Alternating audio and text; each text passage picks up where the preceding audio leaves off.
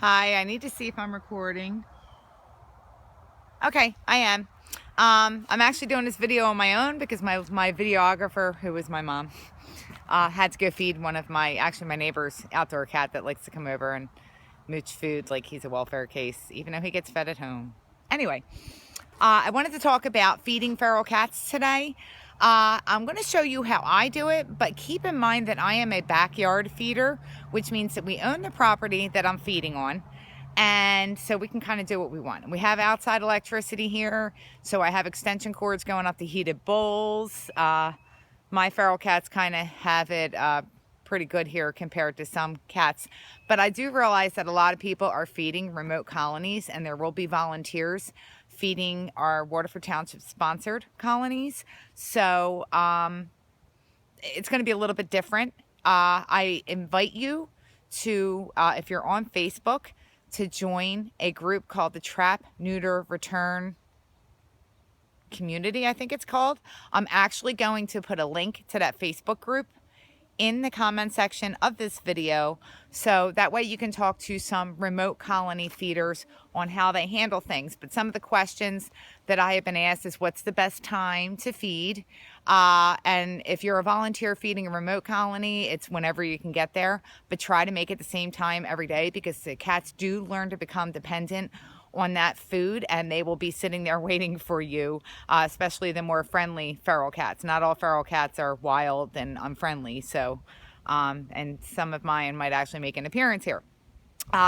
So the best time that you can feed them is it's the time that you can show up consistently every day. Please remember that once you start feeding feral cats, they are going to become dependent. You need to bear that in mind if you want to go on vacation or go away for the weekend or something, that once you get these cats dependent on you, you're going to have to line up somebody to take care of them when you go away or when you're unable to. And if you're taking a volunteer commitment, we really are counting on you to keep your word. So if you don't feel that you can do this in every day, in every weather situation, and it does kind of get a little rough in the winter on rain days, blizzards. If you're not really feeling that committed, then please don't even start, because once the cats come to count on you, it's almost like feeding your indoor cats and your indoor, your dogs, and taking care of your children. So that all being said, some of the tips that I've gotten from the Trap Neuter Return page on Facebook for the remote colony feeders: some use disposable bowls. If you can afford that, that's great. Some use plastic bowls, and then they actually, once the cats are done eating, they actually take them home and wash them for the next day. I feed wet and dry. Most colony caretakers feed wet and dry food. Whatever you can afford is fine. It's better than nothing, and it's better than, cats dumpster diving. So I personally feed 9 Lives, Fancy Feast, and Purina Cat Chow. It kills me to feed these cats high carb kibble outside, but that's all I can afford to do. And honestly, I tried to get them on a much better grain-free, high protein, no carb food, and they just won't eat it. So I've even sprinkled it with Fortiflora, and they still won't eat it. I need to check to make sure I'm still recording. Hold on. Okay, so with that, I wanted to show you my setup. If you are a backyard feeder and have an outside electricity source, and can, even better yet, not even have to use extension cords. I do use extension cords because my one feeding station is a good 50 feet from my house, and the other one's probably about 30 feet from the house. So I do have to use extension cords. I plug them into my outside electricity. I use outdoor, obviously UL listed extension cords. And I actually have heated bowl sets, and I will include links, if I remember when I upload this video, I will include links on where you can purchase these heated bowls and the heated bowl sets. But this is my feral feeding station for my real ferals. I have real ferals and I have fake ferals. I have the real ferals who are actually afraid of people and not social, and then I have my fake ferals that have come to count on me the past couple of years. And so they kind of hang around all the time, and I can even pet most of them. So I have 4 that live here full time. But this is my real feral feeding station, and I have it pretty far back from my house. so that they're not scared to come up and eat. I do try to feed during the day. The last feeding I do, right now it's in November, so the last feeding I usually do is a half hour before dusk.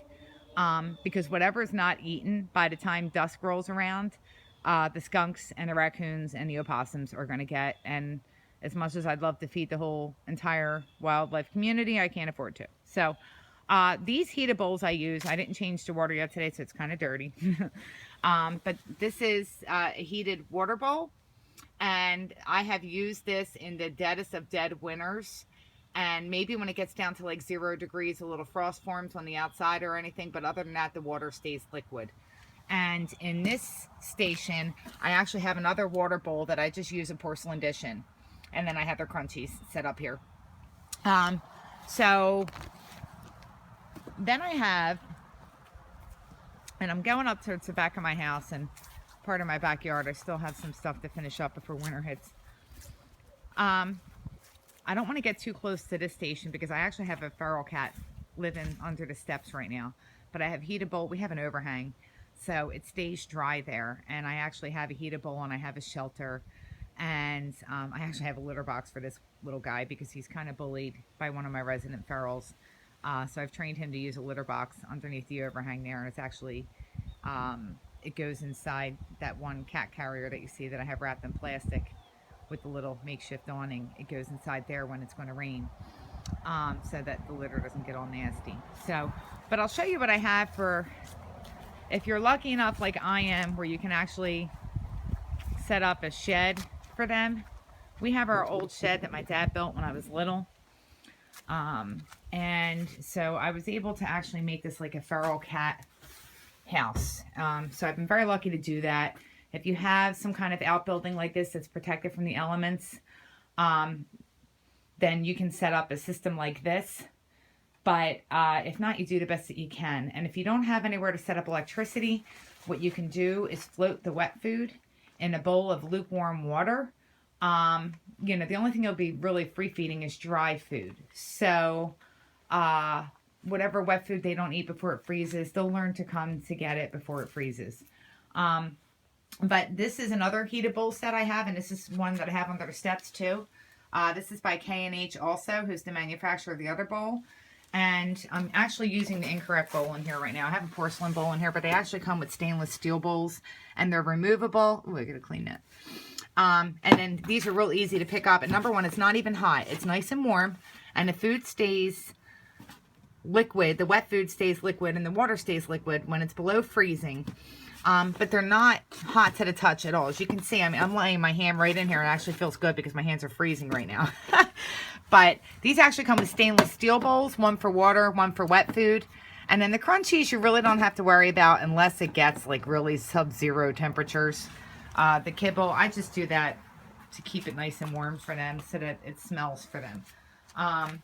But like I said, I don't have the right dishes inside of there now, but I'll include the links here for these bowls in the comments section, as well as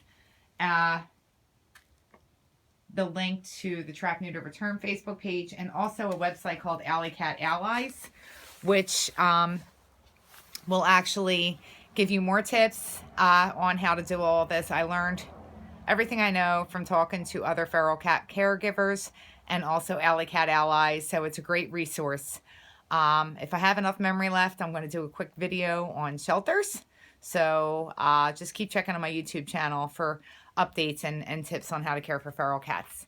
If you have any questions, please comment in the comments below, or you can find me on Facebook. My Facebook name is Robyn Hooven Wilson. It's ROBYN HOOVEN Wilson, WILSON. No hyphens. I'm easy to find. Friend me on Facebook or send me a message request, and I'll answer any questions that you have. So that's it. Thanks for joining. Have a great day.